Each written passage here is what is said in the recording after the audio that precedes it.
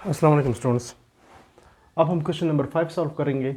Graph and locate all the points of discontinuity. हमें एक function given है और इसमें हमने वो पॉइंट फाइंड करना है जिस पे फंक्शन कंटिन्यूस नहीं है, और ये एक पीस वाइज कंटिन्यूस फंक्शन है। ठीक है, तो पॉइंट ऑफ डिसकंटिन्यूटी फाइंड करने के लिए हमने पहले इसका ग्राफ भी बनाना है। तो एक्सक्यूज़ मी, पहले इसका ग्राफ बना लेते हैं। तो ग्राफ बनाने के लिए पहले फंक्शन को समझ लेते हैं। जब x की वैल्यू 1 से कम है तो ये फंक्शन यूज़ करेंगे, ये वैल्यू होगी फंक्शन की। और अगर x की वैल्यू 1 है या 1 से ज़्यादा है तो फिर ये वैल्यू हमने यूज़ करनी है। ठीक है,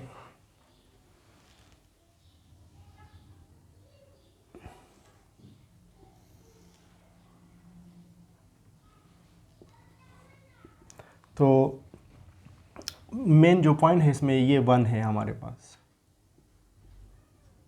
ठीक है, 1 2 3, ये 0 -1 -2। 1 से कम के लिए 1 + x। ठीक, तो इसको आप टेबल से भी कर सकते हैं अगर आप टेबल से बनाना चाहें।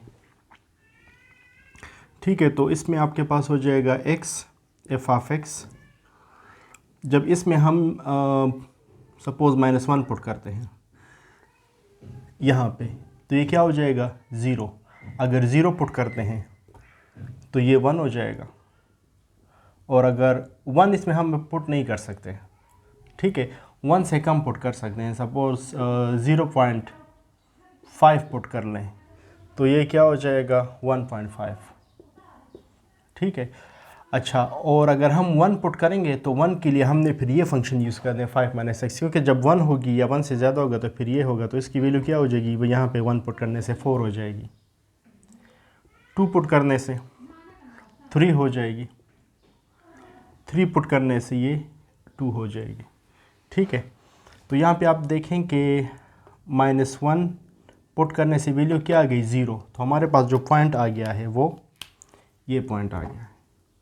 और अगर हम 0 पुट करेंगे तो वैल्यू क्या है 1, तो इसके लिए यहाँ पे 1 2 3 एंड 4। ठीक है, 0 पे 1,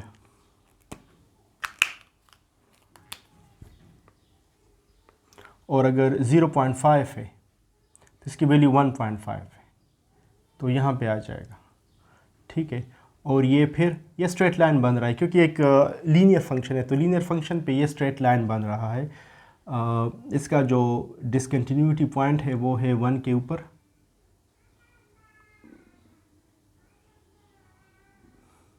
ठीक है, ये इस तक जाएगा, तो इसका जो ग्राफ बन जाएगा ये स्ट्रेट लाइन होगा, ये नीचे भी इस तरह आएगा। ठीक, मगर इसमें ये जो पॉइंट है ना, ये इस फंक्शन में शामिल नहीं है 1। ठीक है, अच्छा, अगर हम 1 पुट करेंगे तो इसकी वैल्यू क्या आ जाएगी 4, तो 4 इस पे कहाँ पे आएगा, यहाँ पे। और अगर हम 2 पुट करेंगे तो वैल्यू है 3, तो 3 हमारे पास है इसके सामने यहाँ पे, और अगर 3 पुट करेंगे तो 2। ठीक, तो ये पॉइंट इसमें शामिल है, तो इसका जो ग्राफ बन जाएगा। अब आप यहाँ पे क्लियरली देख सकते हैं कि इसमें पॉइंट ऑफ डिसकंटिन्यूटी कौन सी है 1, क्योंकि अगर 1 का आप लेफ़्ट हैंड लिमिट लें तो एक वैल्यू आती है, राइट हैंड लिमिट से दूसरी वैल्यू आती है। ठीक है, तो यहाँ पे हम लिख लेंगे कि to check the continuity at x = 1, to check continuity at x = 1। तो कंडीशन, जो कंटिन्यूटी की 3 कंडीशन है। पहली कंडीशन है कि हमने जो है ना f(c) यानी f(1) चेक करना है। f(1) पे वैल्यू क्या है हमारे पास, अच्छा, f(1) पे हमारे पास ये वैल्यू नहीं है, हमारे पास ये वैल्यू है। क्यों, क्योंकि 1 जो है ना इस फंक्शन में शामिल है। ठीक है, तो इसकी जो वैल्यू है वो क्या है 4, तो एग्जिस्ट, तो यहाँ पे ये वैल्यू मौजूद है। अब सेकंड कंडीशन में लेफ़्ट और राइट साइड वाली लिमिट फाइंड करेंगे। Limit x tends to 1 negative, अगर आप नेगेटिव साइड से जाते हैं 1 की तरफ, ठीक है, तो आपके पास जो फंक्शन की वैल्यू है वो हमारे पास बराबर है 2 के, ठीक है। और अगर आप राइट साइड से जाते हैं तो एफ ऑफ एक्स की वैल्यू है, राइट साइड से इसकी जो वैल्यू है वो है 4, ठीक है ना, क्योंकि 1 के ऊपर भी 4 है और 1 से थोड़ा सा ज़्यादा यानी बहुत ज़्यादा करीब भी 4 है, मगर 1 से बहुत ज़्यादा कम जो है ना ये फिर 2 है। अब चेक करें दोनों बराबर है कि नहीं, ये बराबर नहीं है। Limit x tends to 1 from left side f of x is not equal to limit x tends to 1 plus f of x, ठीक है। तो सेकंड कंडीशन अनसेटिस्फाइड है, तो इसका मतलब ये है कि फंक्शन डिसकंटिन्यूअस है। तो थर्ड कंडीशन चेक करने की ज़रूरत ही नहीं है, क्योंकि तीनों कंडीशन में अगर एक कंडीशन में सेटिस्फाई ना हो तो कंटिन्यूटी फिर प्रूव नहीं होती। तो इसका मतलब ये है कि function is discontinuous at that point.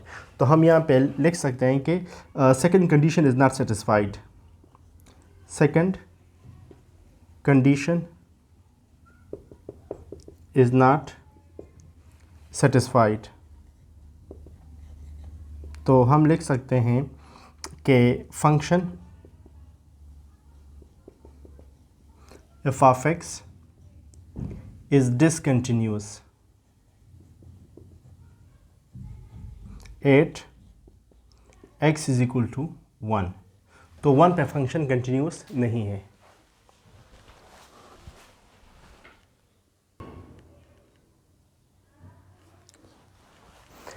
Question 5 का जो पार्ट बी है वो है f of x is equal to minus x if x is less than zero. अगर एक्स हमारे पास ज़ीरो से कम है तो माइनस एक्स फंक्शन की वैल्यू है, अगर एस ज़ीरो के बराबर है तो फिर 1 है, और अगर एस ज़ीरो से ज़्यादा है तो फिर एक्स है, ठीक है।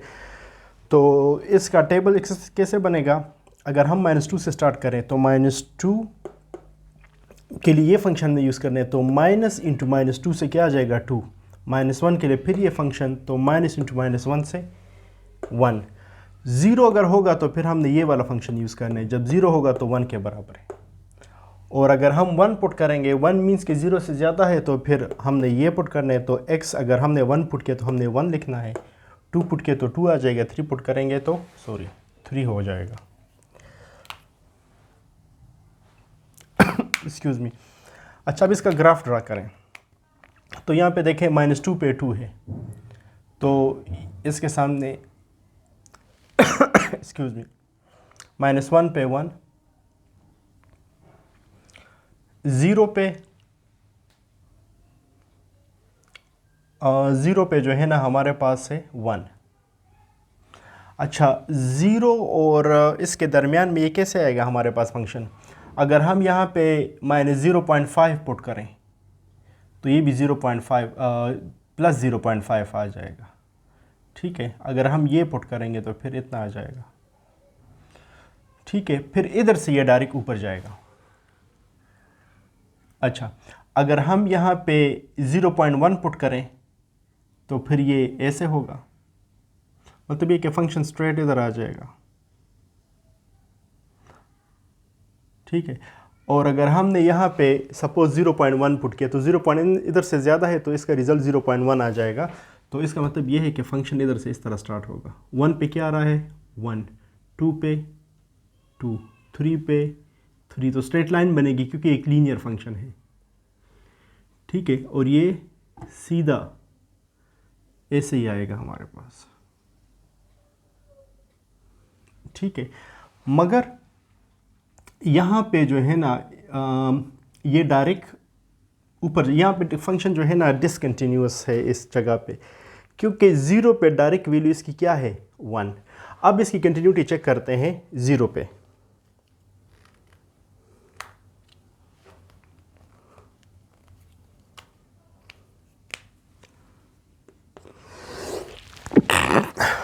excuse me, to check the continuity at x is equal to 0।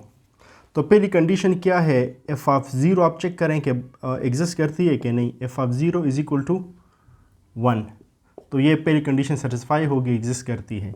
Second condition में आप limit x tends to 0 negative side से चेक करें कि क्या वैल्यू है। नेगेटिव साइड से जो इसकी वैल्यू है वो हमारे पास क्या है, 1 के बराबर है। कैसे 1 के बराबर है? क्योंकि अगर 0 पे वैल्यू 1 है तो 0 के बहुत ज़्यादा करीब जो इसकी वैल्यू है ना वो भी 1 के बराबर होगी। ठीक है, तो ये क्या आ जाएगा हमारे पास 1।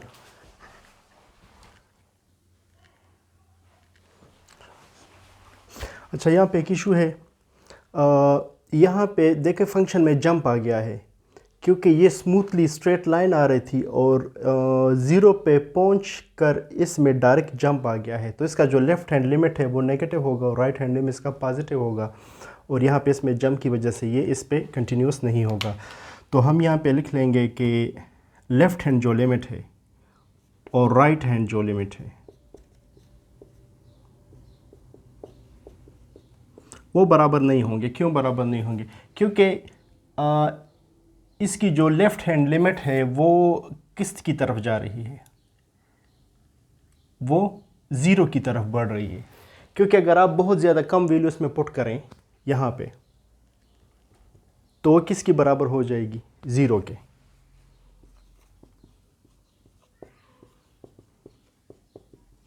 ठीक है, और राइट साइड पे इसमें वैल्यू पुट करें,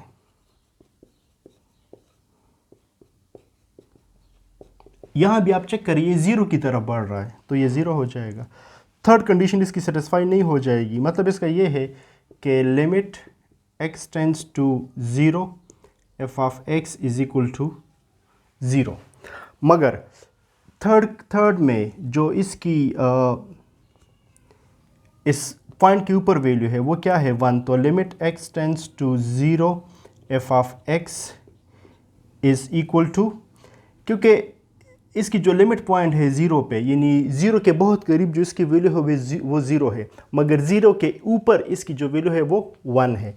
तो ये दोनों सेटिस्फाई नहीं हो रही। इट मीन्स कि एफ ऑफ 0 और 0 की जो लिमिट है x टेंड्स टू 0 वो बराबर नहीं है, क्योंकि इसकी वैल्यू क्या है, ये 1 है, इसकी वैल्यू 0 है, तो इसलिए ये फंक्शन डिसकंटिन्यूस है 0 पे।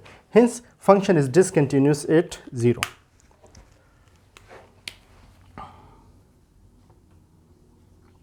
Function f of x is discontinuous at x is equal to 0। ठीक है स्टूडेंट्स, अगर आप लोगों का फिर भी कोई क्वेश्चन हो तो आप काइंडली पूछ सकते हैं।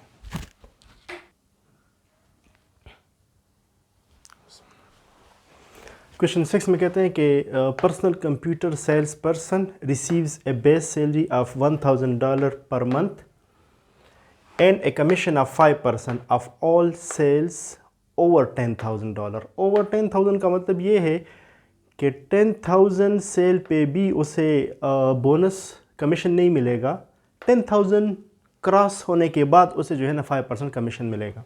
इसलिए मैंने यहाँ पे ये लिख दिया है, if the monthly sales are over are 20,000 or more, यहाँ पे 20,000 सेल हो जाए तब भी उसे ये बोनस मिलेगा 500, या 20,000 क्रॉस हो जाए तब भी। He receives an additional $500 bonus. Let E of S represents this person's earning.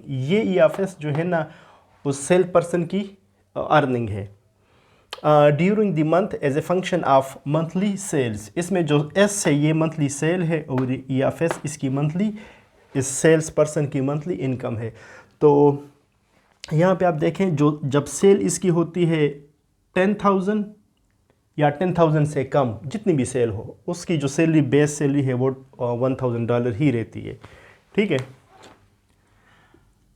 अच्छा इसकी जो अगर सेल्स जो है ना ये 10,000 क्रॉस कर जाए तो उसे फिर कमीशन मिलेगा 5% commission of all the sales over 10,000। ठीक है, तो 1,000 तो इसे मिलेगा ही, प्लस 5% ऑफ सेल्स ओवर 10,000। तो 10,000 से जितना भी सेल होगा ठीक है, सपोज S माइनस 10,000, ठीक है।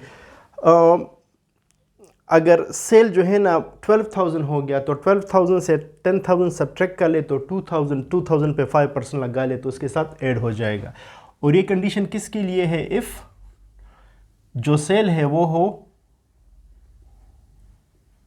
10,000 से ज़्यादा हो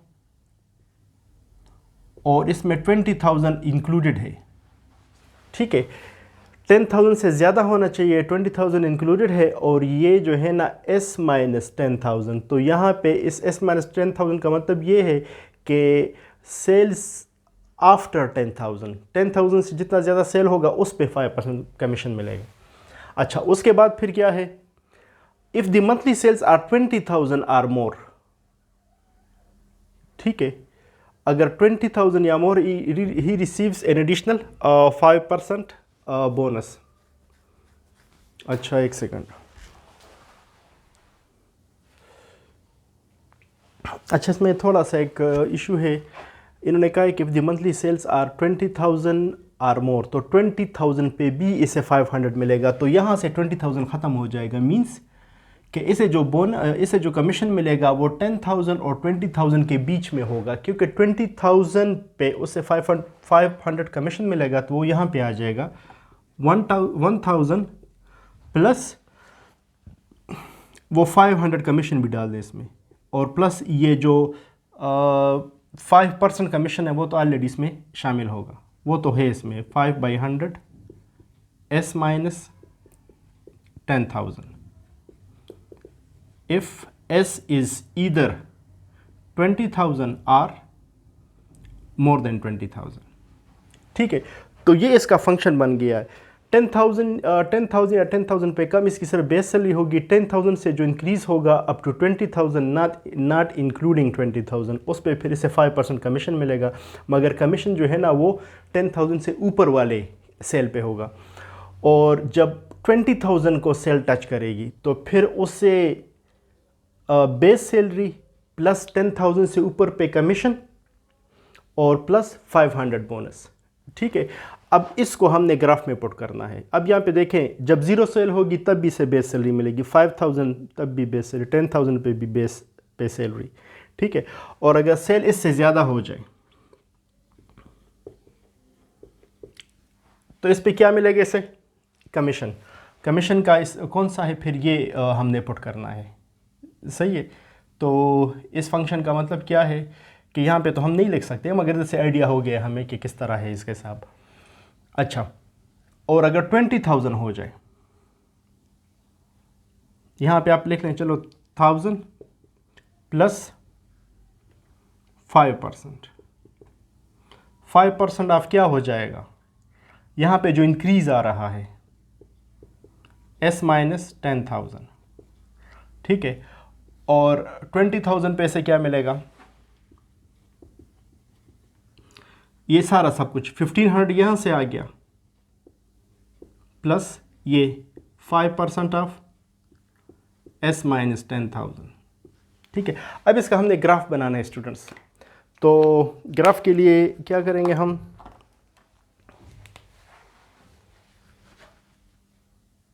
क्योंकि ये सारा पॉजिटिव है तो हमें सिर्फ फर्स्ट क्वाड्रेंट ही चाहिए,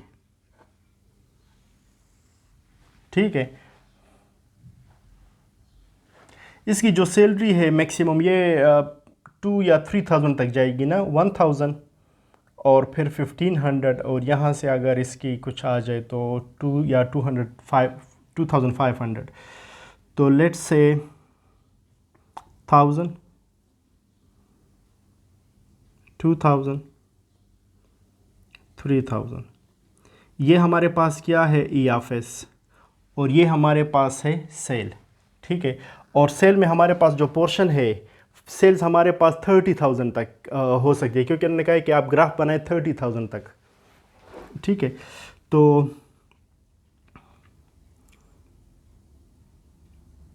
10,000, 20,000 और यहाँ पे 30,000। अप टू 10,000, इसकी जो सैलरी है अप टू 10,000 वो है सिर्फ 1,000। तो ये ग्राफ कहाँ तक आ जाएगा? स्ट्रेट लाइन,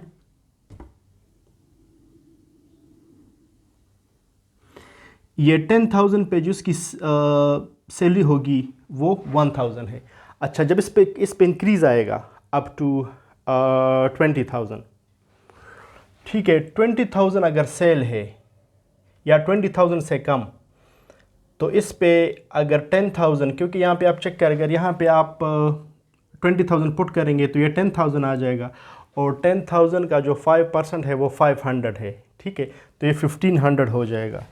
तो यहाँ पे 1,500,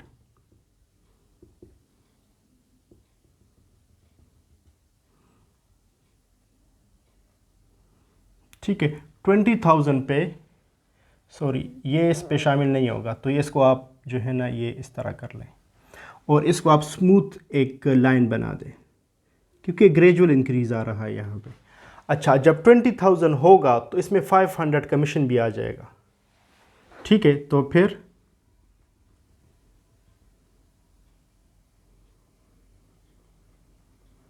मतलब इसका क्या हुआ, 20,000 से कम पे इसकी जो अर्निंग है वो ये है, और 20,000 पहुंचने पे इसकी अर्निंग ये हो जाएगी, ठीक है। और इसके साथ बल्कि यहाँ पे जो है ना इसमें क्या मिल गया इसको, 500 जो है ना ये बोनस भी मिल गया है, तो इसका टोटल कितना हो जाएगा। सपोज़ इसने 20,000 सेल कर लिया है ना, ठीक है, तो 20,000 सेल करने पे इससे जो है ना 1,500 प्लस ये कमीशन 500, क्योंकि 10,000 का जो 5% है वो 500 है, तो 2,000 इसे ये मिल जाएंगे, ठीक है। और उसके बाद फिर ये स्मूथली जाएगा। अगर 30,000 हो जाए सपोज़, तो 30,000 में 2,000 तो है, और फिर 10,000 का फिर 5% कमीशन, तो फिर 500 और हो जाएंगे, तो ये 2,500 हो जाएगा, तो ये यहाँ पे आ जाएगा।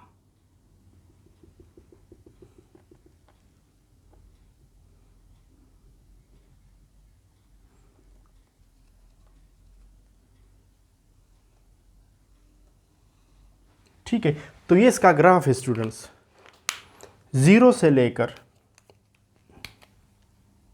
1,000 तक इससे कितने मिलेंगे, 1,000, सॉरी 0 से लेकर 10,000 तक।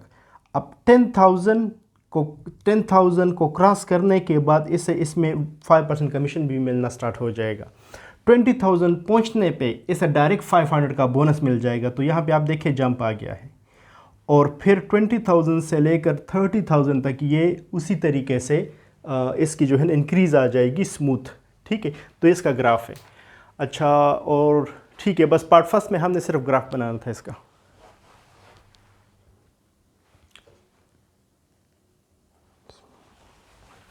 पार्ट बी में कहते हैं कि find limit h tend to 10,000 E of S.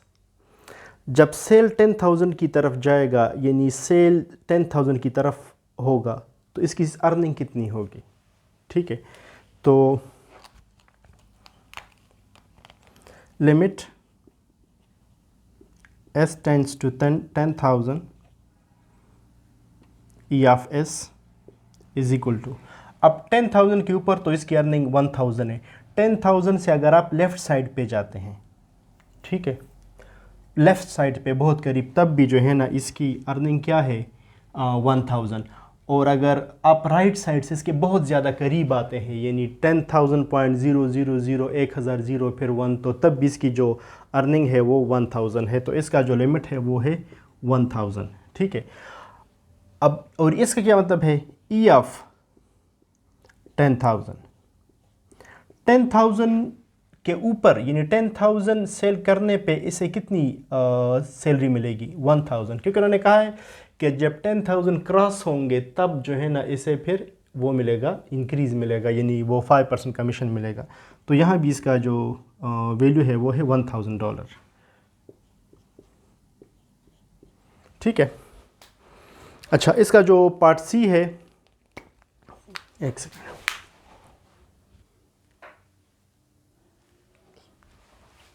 अच्छा, हमने अब फाइंड करना है लिमिट h टेंड टू 20,000।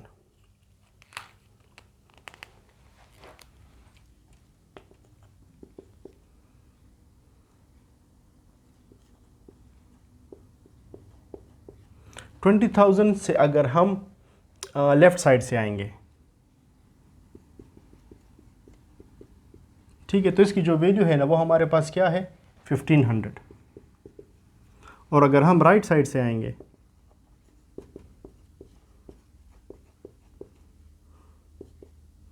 तो इसकी जो वैल्यू है वो है, राइट साइड से आने पे इसकी वैल्यू क्या है, ये 2000। तो इसका मतलब ये है कि लिमिट एग्जिस्ट नहीं करता, क्योंकि लेफ्ट और राइट साइड वाला लिमिट बराबर नहीं है, तो ये एग्जिस्ट नहीं करता। Means implies that limit s tend to 20,000 does not exist. अच्छा, अब e of 20,000,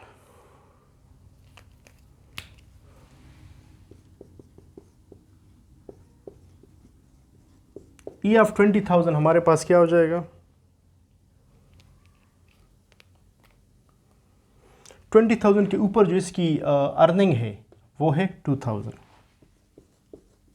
ठीक है, ये इसलिए एग्जिस्ट नहीं करता क्योंकि इसका लेफ्ट हैंड वाला लिमिट जो है ना वो 1500 है और राइट हैंड वाला लिमिट इसका 2000 है, तो ये बराबर नहीं है, तो इस वजह से। ठीक है, तो इसका आप आखिरी पार्ट आप देखें।